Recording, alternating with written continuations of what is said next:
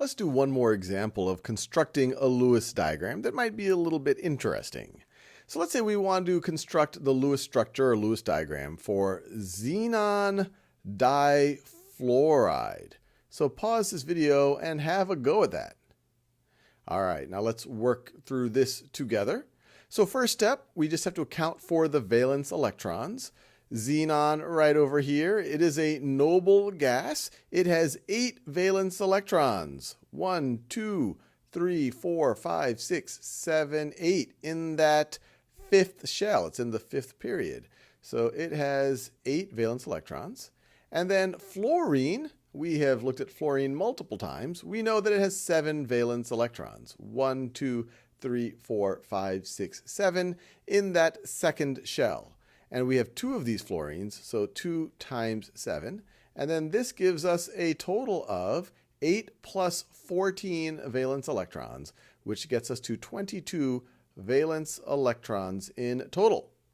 Now the next step, and we've done this multiple times in multiple videos now, is we would try to draw the structure with some single covalent bonds. And we would put xenon as our central atom because it is less electronegative than fluorine. So let's put a xenon there, and let's put 2 fluorines on either side.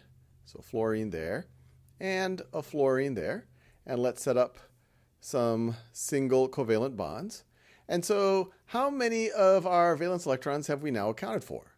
Well, 2 in that bond, and then 2 in that bond. So we've accounted for 4. So minus 4 valence electrons. We now have a total of 18 valence electrons. Now the next step is we want to allocate them to our terminal atoms and try to get them to a full octet. Each of these fluorines already have 2 valence electrons that they are sharing. So we need to give each of them 6 more. So 2, 4, 6, 2, 4, 6. So I've just allocated 12 more valence electrons. So minus 12 valence electrons means that we still have 6 valence electrons left to allocate. And there's only one place where we can allocate those leftover 6 valence electrons, and that's at the central atom, at the xenon.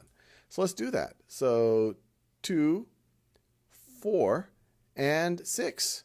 And there you have it. We have the Lewis diagram, the Lewis structure for xenon difluoride. Now what's interesting here is our fluorines, they have an octet of valence electrons. But what's going on with xenon? Xenon has 2, 4, 6, 8, 10 valence electrons hanging around. So this is one of those examples of an exception to the octet rule where we go beyond 8 valence electrons, which is possible for elements in the 3rd or higher period.